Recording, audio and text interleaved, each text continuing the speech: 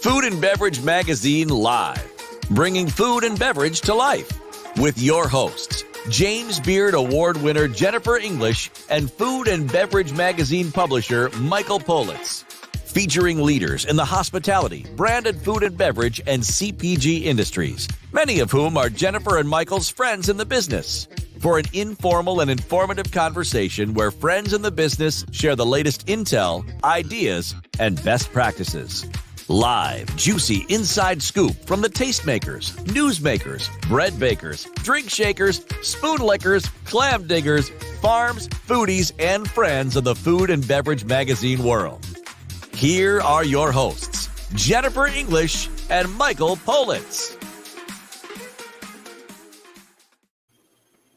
Is it true? Yes. It's true that it's Bastille Day? Happy Bastille Day. What does that mean, Bastille Day? What is that? Well, we're going to find out. But what it means for the people in California, it's Tuesday, it's News Day, and that means that we're going to bring you some of the biggest news that's happening in the world of food. And there is a rumor that the California legislature is about to reapprove the use, sale, and enjoyment of foie gras, which for some companies and some people, it's going to be a really big thing. And so it's a French thing. It's happening on a French day. Is that what you're saying? No, today is a French celebration day. It's Bastille Day. What does that mean to you? It's the day that they stormed the Bastilles in, I believe, 1789. It's like a French... What was it like? What was it like when they did that? I was very young at the time. And because I'm so old now, I can barely remember it. But it was the French Revolution. It's sort of like the French version of July 4th and Independence Day. But it wasn't independence from somebody else, so it's not exactly the same. More importantly, is that a new lipstick you're wearing today? Is that a new lipstick? Is that a new one? It is. Yeah, I learn little secrets here and there from my books. What can I tell you? And I'm wearing my, French picnic Bonne Fête de Bastille shirt. Is that the picnic? That's like those in the. It's like we went into, the Tuileries and we spread out a wonderful spread of. Is that what we would sit on, or is that what the food would be wrapped in? Yes, we would rest and recline upon it. It'd be our tablecloth and our blanket, and then if I were that way, I would jauntily wrap it around myself and in a very chic way wear it for a scarf on the way home if I was. Oh my! Excuse me. It's so not my MO. Like I'm way out of my element with that. But in fact, we have lots of friends who are going to be joining us today. I hope not. And we've invited lots of people to join us because it is Bastille Day, and they're all celebrating. So they're going to try and steal away and come join us. But if they don't, let me ask you this question: if they don't steal away and come join us, will you take that personally? No, it's Bastille Day. People are visiting with Ariane Degan and the folks who are celebrating this. Reintroduction of the foie, and people like Rita Jamais are going to be celebrating with a glass of champagne. Are they social distancing? In a manner of speaking, yes. Okay. But there's this idea of conviviality that we share on this show. Why are you plopping words off? Why are you plopping words off to start with? I can't even find my conviviality banner now. I know. We need your banner. I don't know where it is. It's about coming together, and the theme, of course, is always we're all in this together. Yes. And so frankly, if you've been locked up at home alone, you want any excuse to reconnect and celebrate. Conviviality, I'm looking here, is missing from my work. So I think we're done with that word now. I can't pop it up. No, it is. I can't find it anywhere. It's missing. I want that to be a cover story one month. Conviviality? Yeah. I'm very disappointed. Today's a very sad day for me because one of my mentors, restaurants, who he passed away 5 years ago, but his restaurant is closing. You want to talk a little bit about that before are we going to be sharing that a little more tomorrow about Cape Halls, or how are we? Yeah, we're reaching out to our friends in New Orleans for the impact statement on just what it means when one of the first most famous chefs, celebrity chefs, and his restaurant, Cape Halls, closes their doors. What does it mean about the end of an era? They started in 1979. Paul Prudhomme and his wife Kay 62-seat restaurant on Chartres Street. How do you pronounce that? Speaking of Chartres. Oh, that's it. Chartres Street in French Quarter. Yep. National sensation. He was a good guy. Yeah. He was a very supportive man of what we did at Food and Beverage Magazine from the day one. We could talk about all the ways that Paul Prudhomme influenced. I like just to talk about me because I'm a narcissist, but let's talk about other ways as well. My daughter actually said, "Dad, I talked to a therapist. She said you're a narcissist." I said, "Well, thank you for taking therapy for me." Who does that? Isn't that bizarre? But let's talk about book writing because I'm exhausted just from writing my one book. You wrote one book. And you slammed me with this dude who wrote 50. Now, he's part of a family of food friends of ours. Remember yesterday we had an amazing woman on who called us from Israel. But she was really from New York. You kind of fooled me. But now she lives in Israel. But you fooled me. You said we had an Israeli woman coming on that wrote a book. And I said, Jennifer, that is going to be a pain in the ass. And you said, no, she's wonderful. And you know what? She was wonderful. Because she's one of our friend Carrie Bachman's team. Now, Carrie's not from Bachman Turner Overdrive. That's a different Bachman. I don't know that for a fact. Well, you need to have her call in. We actually will have to talk to her about that at some point. But she really is one of the leading publicists in the world of food books. And she works with the greatest authors in the country, many of whom, like our next guest, are winners of the International Association of Culinary Professionals Prize, the IACP Prize, as well as the James Beard Honors, which again, our next guest was honored by the James Beard Foundation as a finalist. But most importantly, he's written or collaborated on over... Well, stop for a second. He was just a finalist, so he's not a winner. So we're having a guy that's not a winner on the show? I'm going to tell you, as somebody who has won the James Beard Prize and been nominated and as a finalist... I got to bring him on. Dave, I'm sorry, Dave. It's an honor just to be nominated. Like, David? When you don't get nominated, I'm telling you, you're happy to be nominated. And it really is. It's enough to be nominated. David, I'm sorry she did that to you, right? She's like, he was mentioned by them, but he didn't win, but let's bring him on. That's what she said. I was enjoying that debate between winners and nominees. That's great. But I totally agree with you, Jennifer. Being nominated by the James Beard Foundation is a great honor. Yeah. No, that is an honor. That is an honor. It's such rare air to be in that group of category nominees. And it's very difficult for people to understand what we mean by that. And I wasn't going to start our conversation with this today because for me, one of the most important things you do is you're one of like the public intellectuals in the food space. If we were in the 1950s, you'd have been the guy that would have been one of the panelists on all those fantastic game shows. It was always one of those erudite and on the Gong Show, right? On Hollywood Squares for foodies or something. Yeah. Match game. Paul, tell us what you would have had today for lunch. We had a tuna sandwich, Joe. Now, what about you, Phyllis Diller? Now, Jennifer, because you do have a James Beard Award and you are talking to Dave, do you feel better than him because he was just spoken about having one? Yeah, I'm just wondering. What is that? Well, because, if I won the Super Bowl and the team didn't win, I would be like, I'm better than you, bro. I'm just wondering if that's... Are you kidding? We have food literature royalty on with us today. Dave is, as far as I'm concerned, he's the top of the food chain, babe. No, he's got to be exhausted. He's got every book behind him he wrote. So listen, he wrote.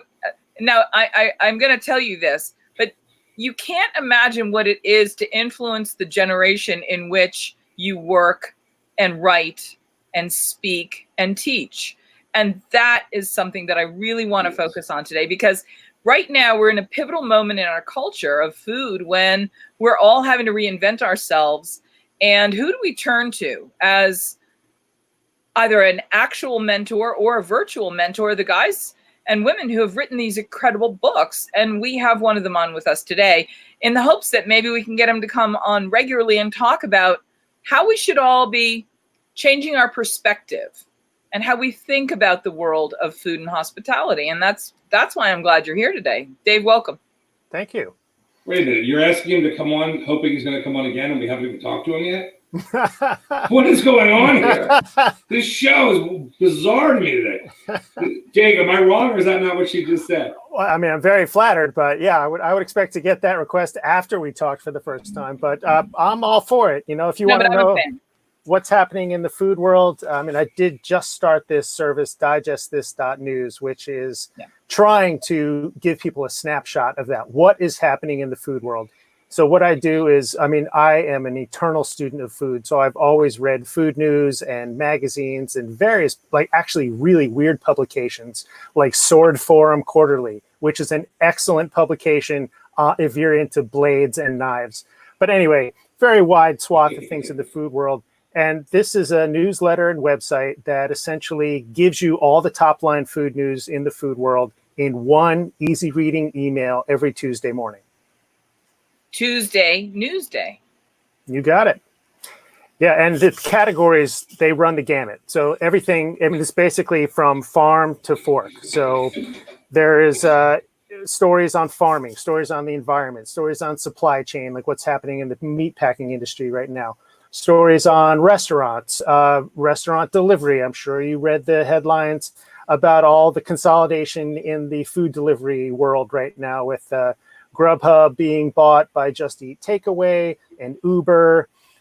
They just acquired Postmates for, I think it was $2.65 billion. So there's lots happening there because, as you mentioned, Jennifer, there's so much change right now in the restaurant world and in the food service world. But the stories in Digest This News cover everything, cooking, beverages. You know, I don't really post recipes. I don't consider that news. Right. But if there's a new cooking technique, for instance, there was a video that Eater did on fish cured in beeswax, which I thought was a very interesting technique that I had never explored before. So I shared that. So that's the kind of thing that I'll do in the cooking. What's it called? Is it called None of Your Beeswax? They should have titled it that, right? That would have been better for SEO. But yeah, there's all sorts of food news in there. So if you want to stay up on what's happening, just check out digestthis.news. Dave, among the books that you've collaborated on and written about, you've touched on the topics that are those stars in the constellation of the food world universe over the last 20 years. And I wanted to ask you, let's quickly, before we go forward, let's look back just a bit.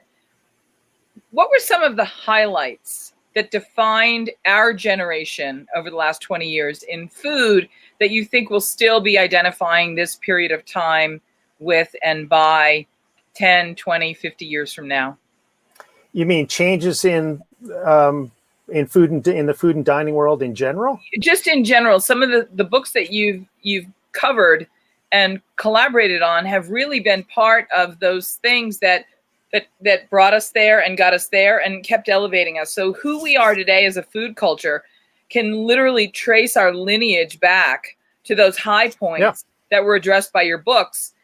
When you're doing them, it's exciting and all-consuming, I'm sure. But when you're doing those books, do you realize that those are those high point moments that are really catapulting our entire cuisine culture up a notch? You don't realize that, no. Actually, one of the books that I wrote, The Science of Good Food, was right in the middle of the poorly named molecular gastronomy movement. But what was happening, I think, essentially, is that chefs in corporate food development, food product development, I'm talking about corporate chefs for Lay's or for big companies like Kraft, they have specialized knowledge about food that allows them to create amazing textures, very pleasurable sensations, things that fine dining chefs are very interested in. So there was this merging of knowledge with fine dining chefs and food scientists or corporate chefs, sometimes called culinologists. So there was just a confluence of those two trends, fine dining and food science, which created this movement to just cook with a more scientific approach, which created some very interesting restaurants, some of which survived and some didn't. But that has led to things like, arguably, it's led to things like the Instapot. Right. I think that home cooks are a little more open to technology now because they have seen the amazing things that can be produced with bits of technology in restaurants. Not that they're going to replicate all that at home, but that has allowed people to be more open to things like an Instapot. Dave, I have a Brava machine. Have you seen these Brava machines yet? The Brava? No, I have not. Oh my God, Dave. Got to get one, huh? I'm going to have to get you on the You list. mentioned this before. I still don't have one. He hasn't sent me one. The Brava company. They're $1,500. Why would I send you one, Jennifer? I love you, but not that much. Well, what is it? I still don't understand what it is. It works with like infrared light, but I could put a steak, and then you put like asparagus, and you could put some mushrooms, and you can put it all in, and you like type in the code, or you hit the button. It just says steak and mushrooms, or steak and asparagus and mushrooms, and hit start, and then it all cooks evenly at the same time, and it's done, and you take it out and eat it. It's like a one-shot. I don't know. Great. That sounds great. One of my favorite countertop gadgets right now is a pizza oven. Breville came out with this pizza oven, and what is remarkable about it is that it just plugs into a regular outlet. It's no bigger than a toaster oven, and it gets to over 700 degrees. No home oven gets that kind of heat. Wow. And that's what you need for a good pizza, like a good Neapolitan style pizza. You need high heat. And this is the only oven I've seen, outside of a like outdoor pizza oven or wood-fired oven that gets to those kinds of temperatures. Who makes this? Breville. Wow. It's called the Pizzaiolo. Very simple to use. So one of the books that I did recently was called Mastering Pizza, and I became aware of this pizza oven and tested it out, and I was very impressed because the book covers all kinds of pizza making styles and all sorts of ovens. We have grilled pizza, gas grilled pizza, Kamado grilled pizza. We have pizza made in a home oven, pizza made in a cast iron pan. So all sorts of different types of pizza, and this is a great countertop appliance. I just loved it. Huh. That's kind of cool. We talked not that long ago with Lisa Fetterman, whose company Nomiku sadly has succumbed to the economic moment in this time. But she had a home sous vide system and was having a lot of success with that. When I was talking to Julia Child, when we were in the opportunity to have an interview together. On your Ouija board? No, this is when Julia. See, Dave, I just sit back here and wait for my moments. That's good. These are perfect. So we were actually. When I was talking to Julia, wait a minute. She said goodbye. Why is it going to the bottom of the board? Yes, no. Go ahead. We were at the time in Alexandria or Arlington, Virginia, at a Sur La Table store where she was making an appearance around her 90th birthday being celebrated and her kitchen going into the Smithsonian. And it was one of those wonderful opportunities that I had. And I had asked her, because having watched her do the interviews and the meet and greet with all the people that came to have their books signed by her, and somebody asked her about a device at the time. It might have been a Roku. She was asked which countertop appliances did she like? And I subsequently said, Julia, how do you know something's just a gimmick? Like a George Foreman grill, or something is really legitimately game-changing and becomes, really, really useful. And she had a really simple answer, and that it had to be, essentially very useful and become essential for performing that task. She wasn't big on gimmicks. And if something really made your job, better and easier, she wasn't going to reject that because, in the classic French tradition, you only used, a balloon whisk or in a mechanized hand crank egg beater. If there was something great, she would have used that. So, I thought that was a really important point to make. And to your point, Dave, what are the kinds of things that you've had the chance to see become part of our essential culinary toolbox? Like this pizza oven, like I don't know if or the Brava. Not everybody's heard of these things. How do we make sure we're not missing out? Well, I think sous vide machines have definitely made inroads. They used to be these industrial, expensive medical pieces of equipment, and now they're much smaller, much less expensive. And not that every home has one or that it's essential, but if you have cooked sous vide, you know that it really does simplify something like making steaks. because you can just get them cooked to your temperature well ahead of time and hold them at that temperature for hours and then just sear it off when you're ready. And this is what restaurants do. So for the home cook, I think it's a great solution, especially for people who are going back to work, eventually going back to an office, because the sous vide machine allows you to start cooking something in the morning, essentially forget about it for the day, and then finish it at night, much like the promise of a slow cooker, but with much better results. Slow cookers, all they do is stew, essentially. So I think that the sous vide machine is one of those things that is starting to make inroads now. People are getting hip to that.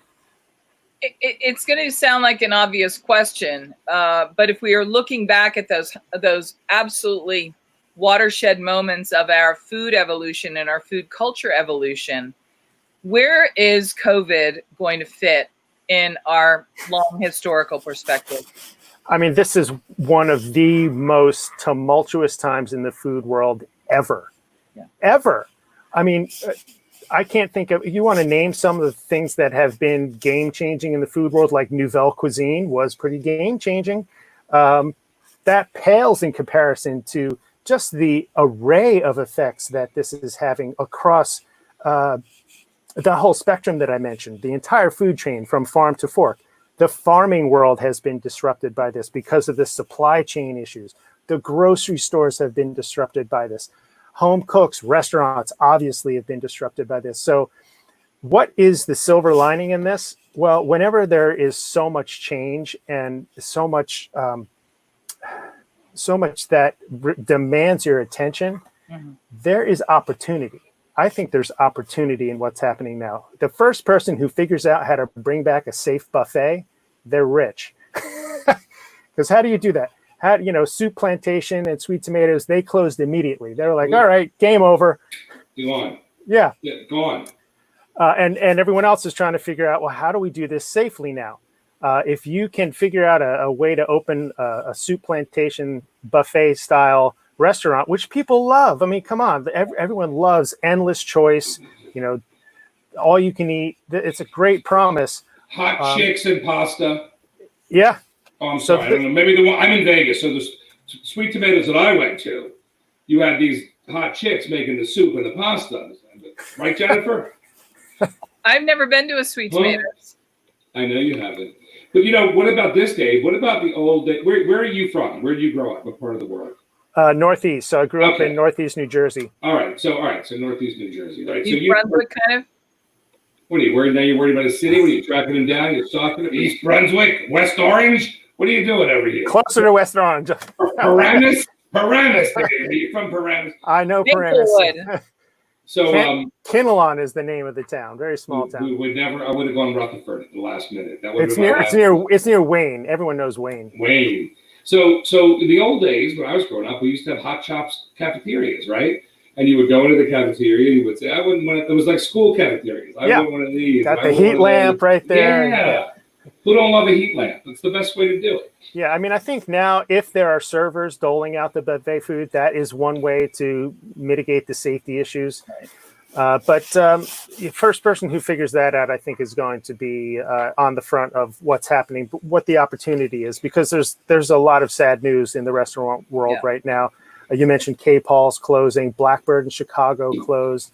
Lots of small mom and pop places closing. Beloved places. People love restaurants, though. I mean, and let's face it, not everyone knows how to cook or cook well, and their food knowledge has been lifted. Talking about trends again by things like the Food Network and the amazing explosion of food television. Our knowledge of food is so much greater now than it was 10, 20 years ago. But our skills in preparing that food, not so much. So people are still going to go out to eat because they expect a certain level of cuisine, but they're not able to achieve that at home. So restaurants are definitely not going to die. But, people will be a little skittish about where they go and be choosy about the types of restaurants they frequent. Are we going to go back to places like Horn and Hardart's Automat, where the food, like it is coming out of Japan right now, is coming out of a machine with a robot-made pizza? I mean, we actually had a guest that was lined up to be on with us, talk about your pizza story in your pizza book. There's a company that has got this robot mechanism that actually makes pizzas for you, and it's kind of like basically a pizza vending machine. Well, I don't know if you saw the news today, but White Castle is now testing Flippy, which is a burger bot. And Flippy has actually been around for a while and is in use in some stadiums. But for White Castle to be testing this is definitely news. They're testing it in one of their Chicago restaurants, and this is just one of those things that helps ensure to customers that it's safer, reduces the amount of touches on the food. Yeah. But that's not the only example. There are butchers who are doing vending machine meats now. They cut their meats, put it in cold vending machines, and people have a touchless transaction for getting their meat from a local butcher. That might catch on. There's another robot called Sally, which is actually being used quite a bit now. So Sally is a salad kiosk that mixes up to 22 different salads from ingredients, and you can scan the QR code for Sally at the vending machine, and then use the keypad on, or use your phone to essentially dial up what kind of salad you want, and Sally mixes it for you right there. So grocery stores are actually using this now because they haven't been able to reopen their salad bars. Let's talk a little. By the way, is a great idea. It is. It's a great idea, right? It is. Like if we could do that with like yogurt machines, Jennifer, you could be like, oh, I want my yogurt machine. I'm going to go to the yogurt machine. I'm only going to push that I get the chocolate yogurt or the Swiss chocolate for you, James Beard Award winner, almost winners as well. I don't want to leave you out. Belgian chocolate. Swiss chocolate. Swiss chocolate. No one's they don't even have that anymore. Swiss chocolate. Remember the old days? It was like Swiss chocolate, right? Or I want to get my like special chicken put into a container. I don't want the lady to do it at the store. Look at this, Jennifer. Does this remind you of anything? That's how I cook. So we just did a story on Digest This News about robot butchers, because you know that the meatpacking industry has been beleaguered by the coronavirus outbreak, and any place that has a high concentration of people close together, it's going to be an issue. So they are now testing more. They have some robot automation for meatpacking, but the fine trimming of fat and cutting of steaks, for instance, has to be done by humans. But the cutting through bone of an entire animal, that can be done by a robot. So Tyson just invested $500 million in a new automation center that they have, where they're testing various pieces of equipment to not only reduce the number of people that are in their meatpacking facilities, but to make the whole process more efficient. I saw that today. I think it popped into one of my news feeds. Okay. Tyson had like 122,000 employees that were just cutting meat. Yes. Some crazy number like that. Yes. And now they were looking for that, which is amazing. It makes sense. The problem is people think they're going to worry about other jobs. What's going to happen to other people's jobs, right? It's not like you're going to lose your job. These other people that are already butchering, they'll be somewhere else. Yeah. They may actually be in a better position. Maybe they'll open their own butcheries, right? And maybe they'll open their own businesses. And new jobs will come up. I mean, more successful. Yeah, I mean, right now there's a new job at restaurants, sanitation manager. Yeah. And they're responsible for making sure that everything is wiped down, the bathroom is cleaned more regularly, like all of that stuff. That's a new position. Here's a robot machine that Jennifer invented. I don't know if you've seen this or not. I don't know if she showed you this, but it's the ketchup dispenser. And it's wait a minute, it's not working. Jennifer, I'm so sorry. Back to the drawing board with that one. Yeah, it's missing and ketchup on There you go. What? No ketchup on hot dogs. Come on now, mustard only, please. Oh, Jennifer, that was the flaw. There's the flaw. I knew there was a flaw. That's back to the drawing board. Back to the drawing board. That's funny. But they're probably using lasers, I would think, when they're butchering beef. I'm sure there's like lasers involved and all kinds of stuff. The kinds of things where we want technology involved in our foods chain and our food supply is using the advances in things like spectroscopy, so that if you can pick out a face in a crowd. I want you to pick out a rotten tomato in a bunch. I want you to find the mold or the pathogen contagions in a big batch of produce that's coming in from the field before it even gets a chance to get me or anyone sick with a salmonella outbreak. I mean, that is where I really think there's going to be a sea change in reliability. I mean, in some respects, there are a lot of dimensions, Michael and Dave. Our food world, in some respects, still has shades of 19th century technique. There are some industries that just haven't changed a lot. Well, food is very personal to people. You know, it is a personal transaction, feeding someone else. You need to have immense trust in the person who's feeding you, because who knows, maybe they're poisoning you. So Jesus. but just on a very basic, primitive level, I think sharing food with people is I don't know, it's primal. So there's always this distrust of machines and who's making my food, where's my food coming from. This is one of the things that has been huge over the past 10, 20 years. Where's my food coming from? How has this chicken been raised? How is this egg produced? You know, are the chickens free range, or are they, in little cages? And so this is very important to people. But some of these technologies, I think, will help ensure that their food is being produced safely. One of the questions, Michael, that we posed to Dave before he came on today was, given that this is such a time of challenge and dynamic change, what are the silver linings that we might be ourselves on the lookout for? The things that will actually be the things that make up our food future. Looking into our crystal ball today, and I'm asking Dave, Michael, you as well. What are we going to be as a food nation? Who are we going to be? What are the things that we're realizing we're missing, and that we really do miss, and that we can't live without? Has this time shown us anything about what we can't live without? Well, people definitely get into baking as a result of this, and you saw that. Whether that will last, I don't know. But I think one of the things that people have realized, and hopefully will take with them after this is passed and we get back to restaurants more regularly, is the respect for the craft of cooking.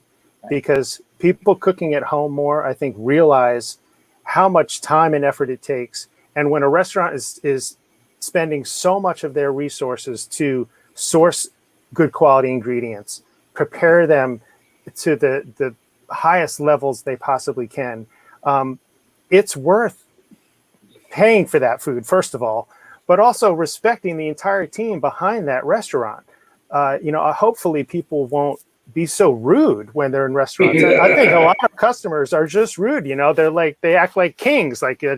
And I do agree that one of the best things about restaurants is being served is the food, but also the service.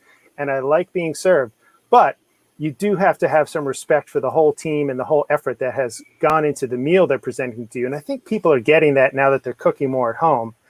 And hopefully that will inspire them to shell out a little more money when they're going to restaurants, because prices may increase with what's happening with ingredient sourcing and the additional costs that restaurants have now. That's the thing right there. I mean, the cost alone is going to be killing some of these guys.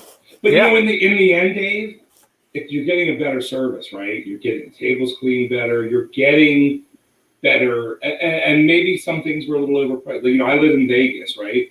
And we know Vegas is known for its very expensive restaurants, right?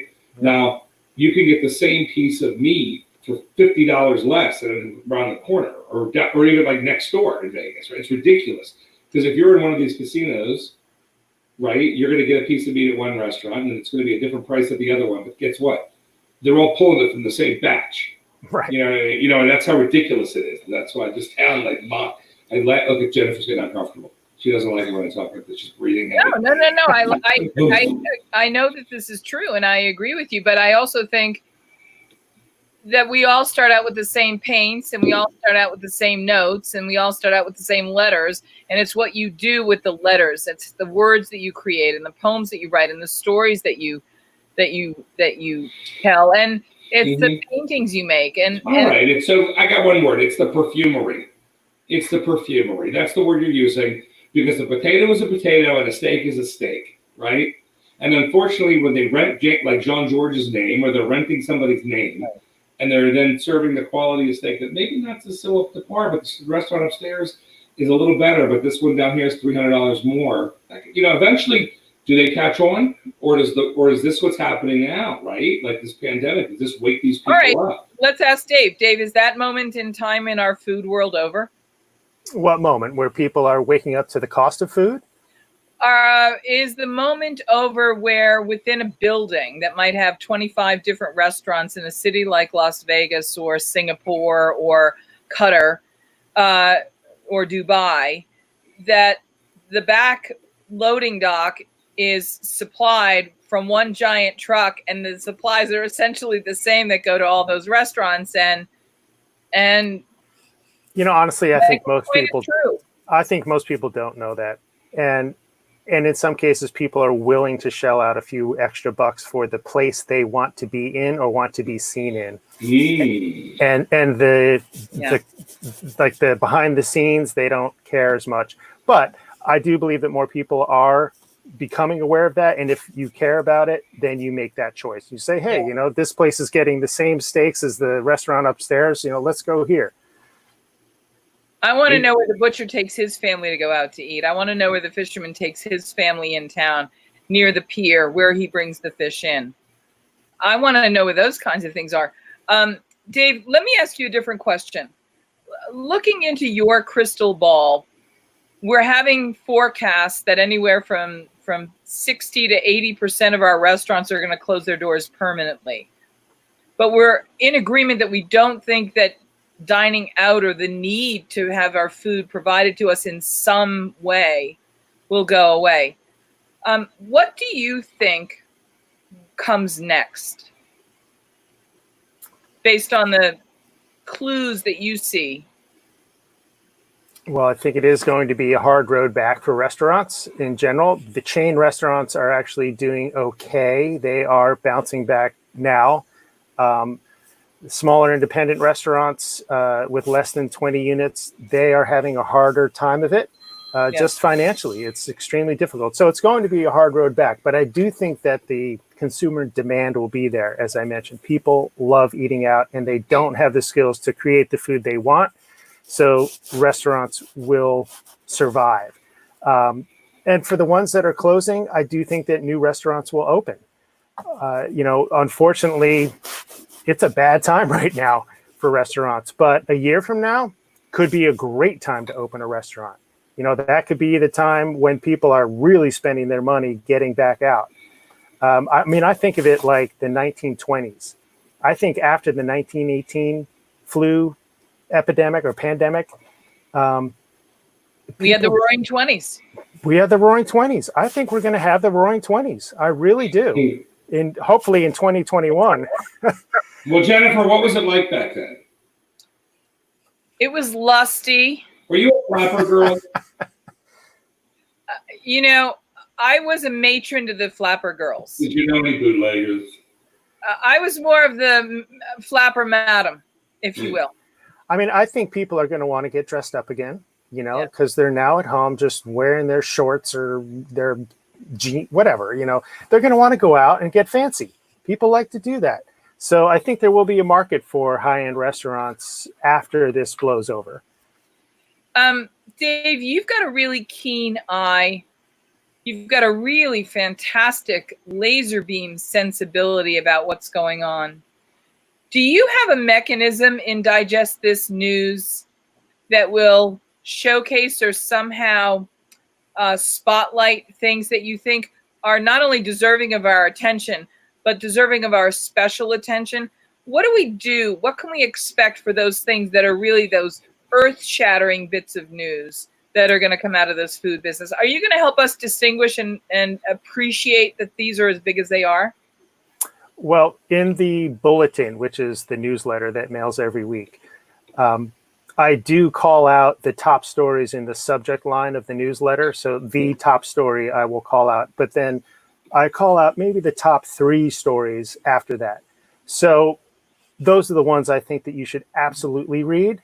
And then on the website, all of the articles are archived on a companion website. But I really think the newsletter is the thing for Digest This News, because the whole idea is you want to get a snapshot of what's going on in the food world. You can look at it on your phone, scroll through all the headlines, and there's pictures and brief summaries, just as if you read the article. You get that snapshot real quickly.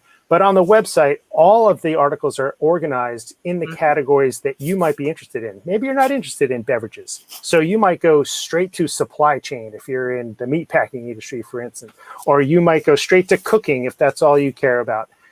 So that is the way to find out what the top line news in those different facets of the food world are. But as far as like wrapping everything up and talking about bigger trends the way we're talking about now, I'm not doing that currently, but I have been on a couple of podcasts about food trends where I've brought together these different things happening in different facets of the food world to try and sleuth out what is going to be going on a year from now. Someone even asked me for stock tips, but based on some of these technologies like Sally, Flippy, the burger bot, you see these things happening. And big companies putting money behind them, you do get an idea of what is going to happen on a larger scale over the next few months or the next year. So I might start doing that. But that's all speculative, honestly. Yeah. And I try in Digest This News, I am trying to avoid those articles that are like Florida man, steals, tasty cakes from convenience store to, all those just really bad, shallow, poorly reported stories. I'm trying to get hard food news and really dispel that notion that food is just a flippant thing. Food is a central part of our culture, and there's a lot of money in it.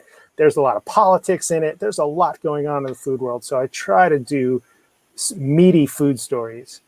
One of the things, 2020 is the year that the Food and Wine Radio Network is celebrating its 20th anniversary. What is that? Is that a competitive thing between, what are you? You're on Food and Beverage Magazine Live. You're talking about something, I don't even know what you're talking about. When I started broadcasting, yummy. That's the food trend, Dave. A worm, lettuce, and mustard sandwich. Wow. That does not look very good. When I started broadcasting about food and I saw this wave, this tsunami of consumer interest in food coming, I said, maybe in 10 years, we will have a nightly food news feature on our nightly news broadcasts, the way we have sports and weather. And I really believe that that's coming. It doesn't come as quickly as I thought it would. There are plenty of food stories because we are now a food nation. But definitely. I still think that's one of the things that's coming. But Dave, I've got to ask you, because I'm really curious, what is the most exciting thing that you've discovered in the food world since COVID struck? Since COVID struck, the most exciting thing. What's the thing you find yourself talking to people about or saying, did you know? Did you see? Did you try? Like, is there something that really just is striking you as being extra exciting? Nothing groundbreaking, I have to say. I mean, I have been making a lot of bread at home, and I do think that is exciting because the quality of a lot of bread that's available is really bad, honestly. It's just not very tasty. It's not very nutritious. So I have been very excited by how easy it is to make bread at home. Yeah. And I think a lot of people have been turned on by keeping a sourdough starter. Look at you know who did that? Elizabeth Blau. Are you familiar with her work? Elizabeth Blau. No. Yeah. She's a friend of ours, but she's a sourdough starter. But look what I was making at home. You did bread. This is what I was making. Twinkie Tiger Tails. Oh my gosh. That's Twinkie the trend. Tiger Tails. These are brand new. They're coming out limited edition. Twinkie Tiger Tails. Golden sponge cake with orange cream filling. Welcome to 2020. I'm Hugh Downs. By the way, Dave, do you know Don Guerra from Barrio Breads, one of the nominees for the Beard Awards for Best Baker? Where is he? He's in Southern America. Who cares? He was just a nominee. See what I'm saying? Dave, after the show, I'll send you a link and hook you up with him because he's got a program called Community Supported Agricultural. It's called Community Supported Baking. Okay. Yeah, so that would be great. Community supported agriculture model and applied it to baking. So what did you do with your starter, Dave? Let's go back to that. I want to hear more about that. I just made waffles the other day. All sorts of things I do with the starter. I make crackers, I make waffles, I make different breads. I've been remaking a lot of breads that are in Mastering Bread, which is a book that I worked on that's coming out this fall. So I've written a series of books with Philadelphia chef Mark Vetri. Oh, I know his brother very well. Adam is a very close friend of mine. Yes, yeah. So Mark and I started with Mastering Pasta. Actually, we've done a number of books together, but in this series, we started with Mastering Pasta, which Mark is well known for, and he makes amazing handmade pasta. And then we did Mastering Pizza. We talked a bit about that. And Mastering Bread is coming out this fall. The book is both yeast doughs, sourdoughs, some really interesting breads that you've probably never heard of, some Eastern European breads, rye breads, and then some stuff to eat with your bread or to do with your bread, make dishes like ribollita. So it's a really comprehensive look at the bread world, let's put it that way. And we profiled bakers from around the world. And I didn't hear about this baker, so I'm glad you're sending me his name, Jennifer. Yeah, he's amazing. Don Guerra from Barria Bread. Yeah, but what's happening in the country with the grain system right now is really exciting, because I don't know if you've heard of Stephen Jones. He's one of these guys that is just spearheading a change in the type. He just wants better bread to be more available, basically. And that's the message of Mastering Bread as well. And he used to develop grain varieties for the commodity wheat market. And he just decided that that's not what he wanted to do anymore. And he started creating varieties of wheat that could be grown in areas of the country that normally can't grow wheat. So non-grain belt states. So he developed this one variety called Skagit 1109. He's in the Skagit Valley in Washington. This grain is now being grown in Vermont. It's being grown in various states around the country, and local bakers are making amazing bread with it. So, and that's very much what Don's doing. They're taking the Sonoran wheat, and there are people who are respecting that you take what grows where you are, and then exactly. It's a very respect driven. Yeah, exactly. I know. It's true. Yeah. Well, I mean, I think what we found, just to get back to overall trends, what we found is that America is great at industrialization. We are awesome at like ramping up production and scaling up production. But what we found that with food systems, sometimes that has negative effects. Sometimes the nutrition quality of the food suffers. Sometimes the soil quality suffers because of just the volume of production. So things are shifting now to make sure that we are not only creating a giant volume of food, but a giant volume of high quality food. Good food. And that, I think, is what's happening in the grain world, because people just want better bread. They're getting sick. Why are people like allergic to wheat all of a sudden? That's it. And it's not because there's some new variety that was grown in the 60s. That's not what's happened. I need to be gluten-free, Jennifer. Gluten-free. Do you have the gluten-free muffin? Yeah, listen, Dave, one of the things I wanted to make sure we talked a little bit about before we sort of got too far from this look in our crystal balls. First of all, it's ball. We've got censors. I need a censorship button now. Beep. Sorry. Dave, I'm so sorry about this. I think I actually have my crystal ball here somewhere. Go get it. I'll get my beat stick. It was one of the awards that I won. Hang on. Yeah, go get it. That is funny. Why is he in such great shape and all he does is he makes food? What the hell's wrong with me? Can I tell you, doesn't Dave remind you that this is the Cordon d'Or World Food Awards. This is actually a globe. Wow. Was that the Gourmand World Awards in France? Yeah, so the Cordon d'Or. So this was for the Science of Good Food, the book that I mentioned. Nice. Wow. But it is actually a crystal ball. Yeah. So what does it say? Look into it now. Let's say I think that there will be much less food waste. I can see there will be much less food waste in the next 5 years. I can see that Americans' love for food delivery will continue even after restaurants open back up. I can see that plant-based meat alternatives will continue to proliferate. Did you hear about the 3D printed vegan steak? That's brilliant. it.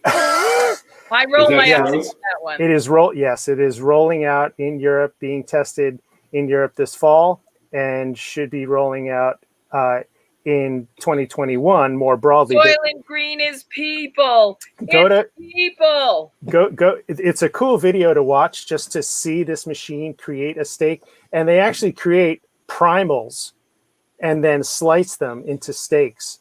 Or actually subprimals, and then slice them into steaks. So go check out this video. It's at digestthis.news. Just search for 3D printed vegan steak. That's where I'm going to draw the line. I have to say, it's really worrisome. Did you know that for several Halloweens, I would have a party and I would show the movie Soylent Green outside? It was the scariest movie I could tell anybody. What's the scariest movie you ever saw?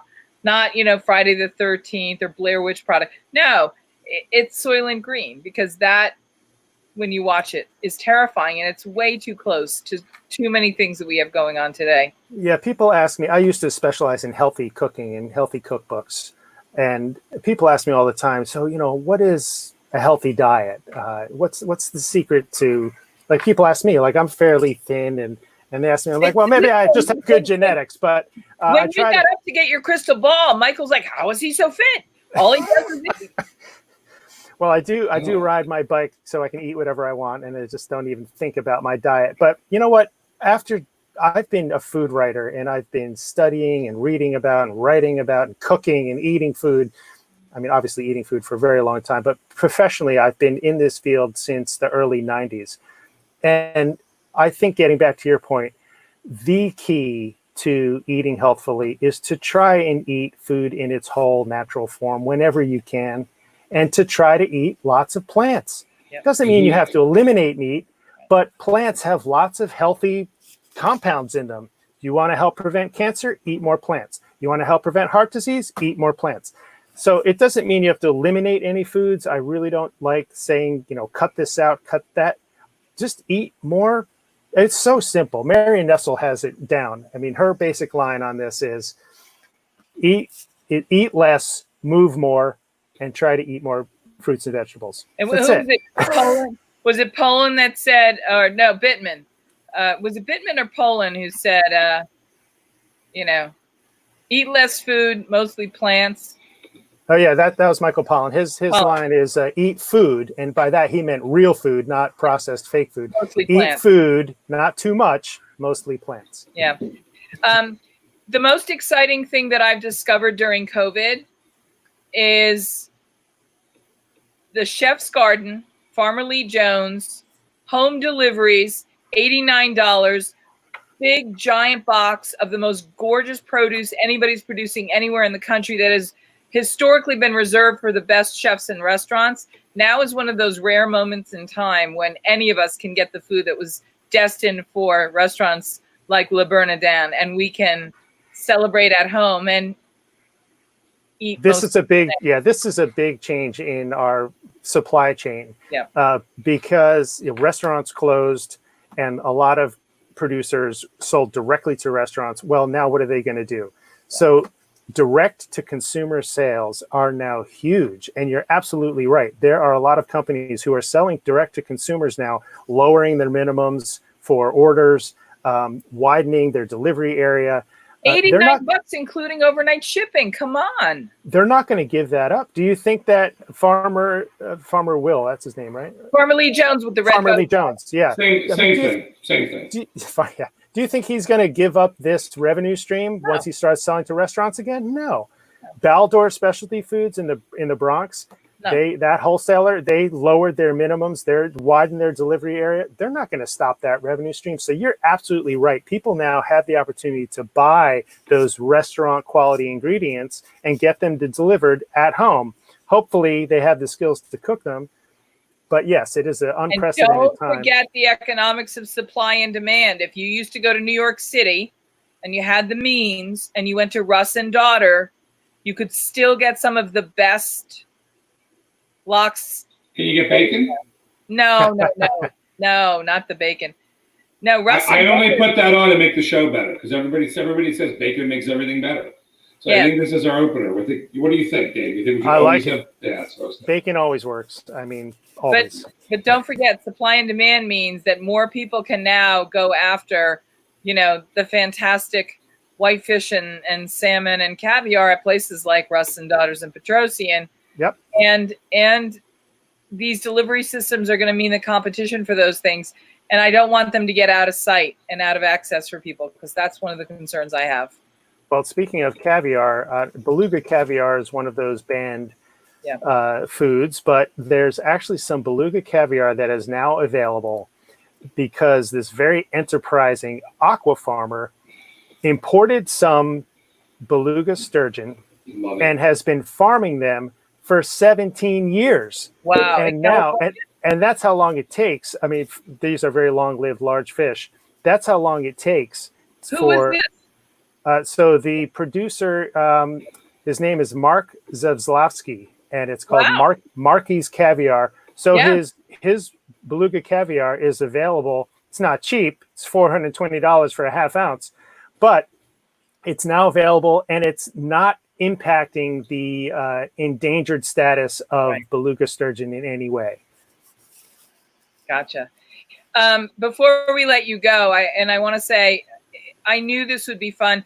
I have like 5 or 6 of your books. Maybe I have more and just didn't even realize it. I'm a big fan of your work. I'm totally going to fangirl out and tell you, please come back and be a regular. We would love to have you come and talk food news with us. Well, this has been fun. I'd be happy to. It is? It's the first time anyone's ever said that. No one's ever said that. He said it was fun, and he's happy to talk to you. Because you know why, Jennifer? No. Because I've been cutting you off a little bit. You haven't been on so wordy lately. Here's Marky's Caviar. So that's $4.25, huh? $4.20 for a half ounce. Yep. Wow. Not cheap. No, not cheap. I mean, anything with a Marky's name on it's got to work, right, Marky? Right, Marky. Yeah. So what I was going to say before, since you mentioned the name Marky, Dave, I don't want you to be embarrassed, and I could do this after you get off the air, but I want Michael to appreciate. Can you imagine if Ed Burns and Mark Wahlberg had a beautiful child together? It would be Dave.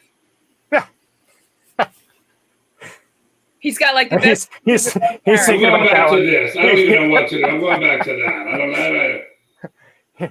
He's not so sure there. Ed Burns. Ed Burns? Which Ed Burns, the actor, the fabulous actor, Ed Burns. And Mark Wahlberg. So you're saying he looks like a burning Wahlberg? If you took the two of them and they had a beautiful child together. Oh, now he's beautiful. So you're saying he's irresistible? I am suggesting. Delicious? He is. Or insatiable? Ooh. Geez, Jennifer. I got nothing. I got nothing. Thank goodness for safe distance. Thank you, Dave, for coming on, buddy. Well, thank you for having me. I'd be happy to come back on. Let's make sure everybody knows how they can get a hold of the subscription to and sort. I just subscribed while you were talking. Cool. Digestis.news. Yep, just go to digestis.news. It's free. I don't know if I mentioned that. Should definitely mention that. It's no cost. It is completely free. You just need to put in your email address so we can send you the newsletter. And I have to ask you about food news. The rumor is out of California that the ban on foie in California is over. Have you been hearing anything about that?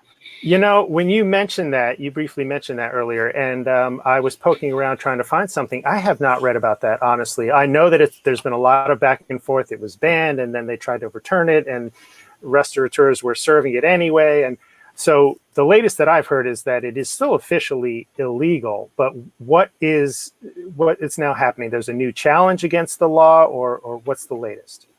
My understanding is there is something in the legislature or the courts that is potentially going to open it up again. Well, you know, a lot of people love foie gras. So, Dave, what's your favorite food made by your favorite person in your favorite place? Like, what are some of your favorites?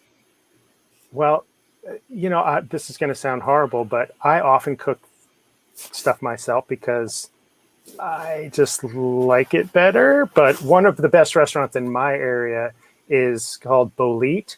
The chef there, Lee Chismar, is a great chef. He's actually been nominated by the James Beard Foundation several times, many, many years. He hasn't won yet, but he cooks with a lot of local products. And so I live in Pennsylvania now. I am completely spoiled. I live in the middle of agricultural So you've got like those crispy skinned Amish chickens and gorgeous eggs. Oh yeah. My neighbor raises chickens, and I get eggs by riding my bicycle 3 doors down with a backpack and picking up some eggs. Like we barter. I give them a loaf of bread. He does it in the middle of the night. The neighbor doesn't know it, but he puts a backpack, bikes down 3 doors. They don't know. They don't have lights. They're Amish. They have no idea what's going on. They're just like, wolf in the hen house, wolf in the hen house, and then he leaves. Yeah, but Politz makes some great food. But honestly, I cook at home most of the time. Yeah. I cook every day. Every single day. I cook for my family. We have a family of 4, and I am the cook. I cook all the time. So mostly for me, it's about getting great product, and then I really enjoy making it at home. Also, I don't know if we mentioned this, but I edit a website called AmazingRibs.com. It's the web's largest barbecue website, and I am a grill fanatic. Starting when I was a kid with my dad camping and grilling at home. It's just been one of those things. Because I am a born pyromaniac, that is my preferred cooking technique. You collaborated with the incredible Stephen Reichlin. Yep, he's terrific. I've written several grilling cookbooks. So I have, at this point, if you count them all up, I have 13 different grills on my back patio. Fire pits, pellet grills. I have a Argentinian wood grill. I've got a gas grill. I've got a Texas barrel smoker. I mean, you name it. I've got it all. And I use them. I use most of them. There's a couple. My Weber kettle grill, I don't use as much anymore. See, I still love my Weber. But you know what I'm all hot and bothered about getting? A China hot box. A what? Feeling like I need a China hot box. I have one of those too. They're great. They're great. Specific. It's very specific. But you know what? When I cook with my friends, you know, I live in Vancouver, and my chef friends and I are really kind of like very much of nature when we're out together cooking.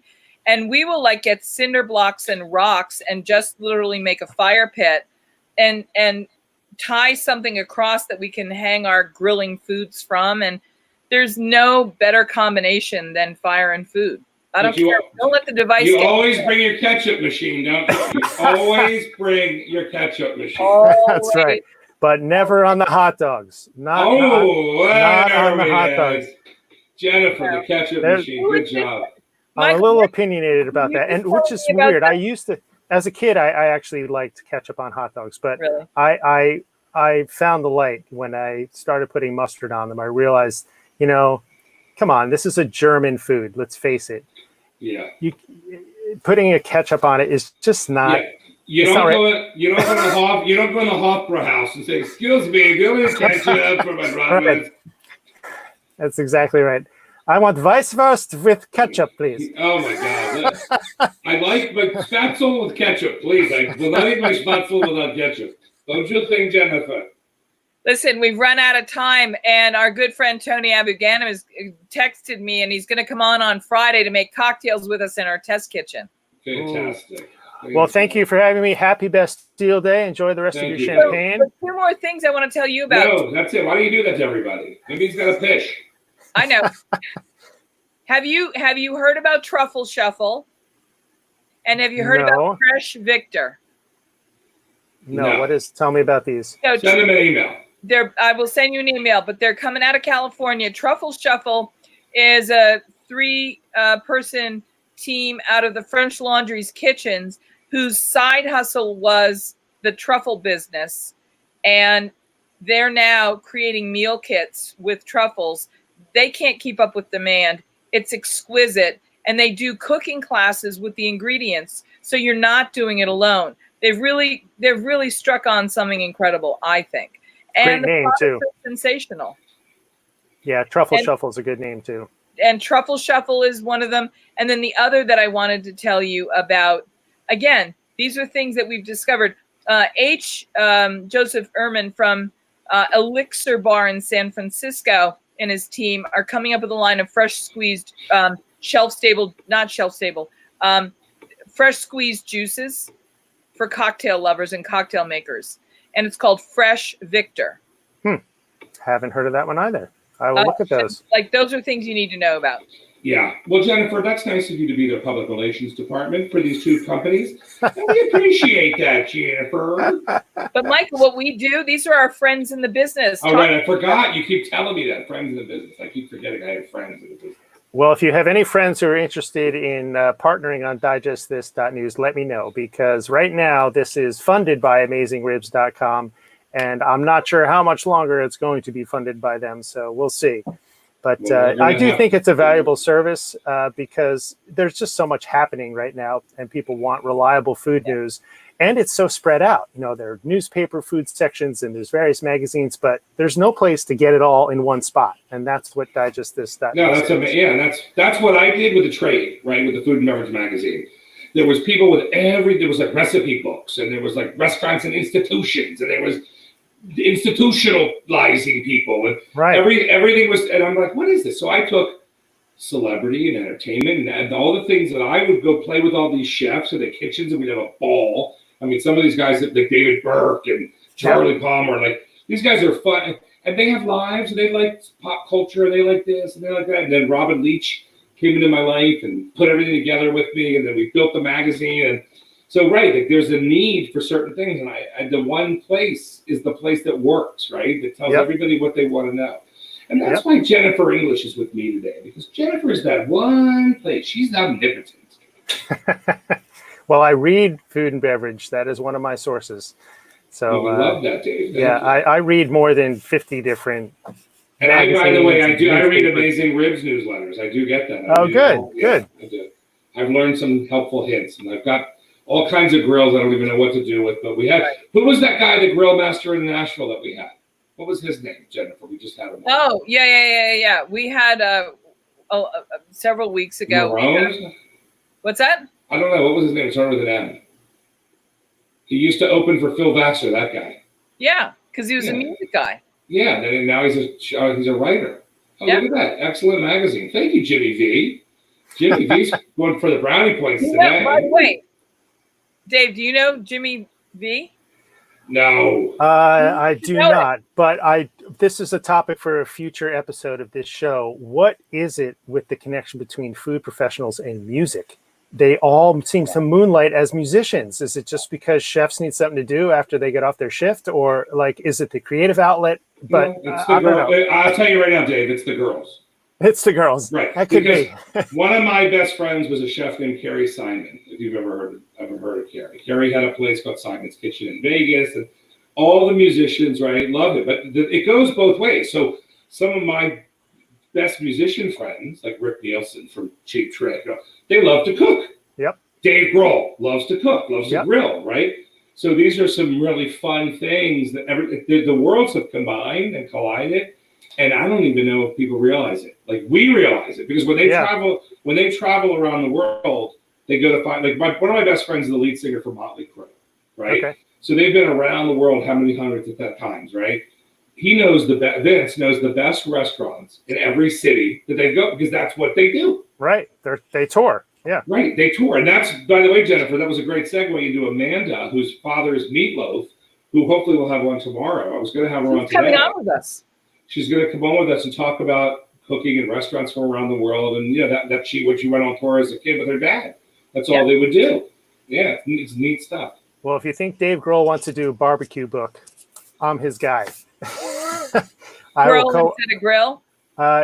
He's actually has a barbecue company that he started, or at least a brand name. Backbeat Barbecue. Yeah, so I'm not sure what he's doing with that, but if he wants to do a cookbook, I'm a drummer, by the way. I'm a drummer.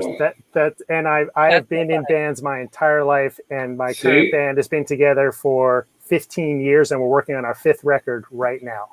Oh my God, that's so funny. And it's called Twisted Sister. Gramps Morgan's? Yeah, right. No, have you tried his barbecue sauce? Whose? Gramps Morgan, but that's Morgan Heritage. That's reggae. That's not rock and roll. No, I get it, but if he's a barbecue guy, maybe he's got the best barbecue sauces, including Gramps' Heritage. I'm just saying he's a rock and roll guy. You look at Dave. Does he look like a reggae guy? He's a rock and roll. So, interesting factoid. one of the first bands I played in was a reggae band with a lead singer from the Ivory Coast, and I love playing reggae drums. You need to look at the Morgan Heritage. Look into the band Morgan You Heritage. know Morgan Heritage? I don't. I will look it up. And we'll connect you with Gramps and the guys in the band. But now that I know he's a drummer and loves music. Yeah, and everybody knows that Carrie Simon was the rock and roll Iron Chef. Well, let's get Dave on when I have like celebrity rock and roll guys on that like food. Let's do that. I'll start. You want to do that, Dave? That would be a blast. Getting my guys on like Rick and all these dudes, and like I can get Tommy Lee, whoever you want. You just spit it out. I'll get them. We'll put them on, and then we'll get rid of Jennifer. And it's easy to do. I just have to hit this button, and there she's gone. See what I'm saying? So you've got all the tricks there with the visuals on this. I love it. We can get rid of Jennifer, and you and I can interview these rock stars about food. That would be fun. I'm in.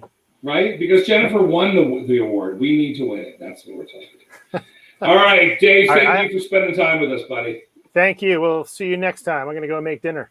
Thanks, guys. Good guy. Fun guy. I thought you'd really dig him. Yeah, I didn't even want him on the show, remember? I know. I had to sell him. I had to sell him to you. You did. You gave him you gave me this all. All right, so we'll see you tomorrow, Jennifer. Hey, listen. Hug your kids, count your blessings. Jennifer, why do you always say that? You make me nervous when you say that. Why? I don't know. You just make me nervous. Hug your kids, count your blessings. There's nothing better. See you tomorrow.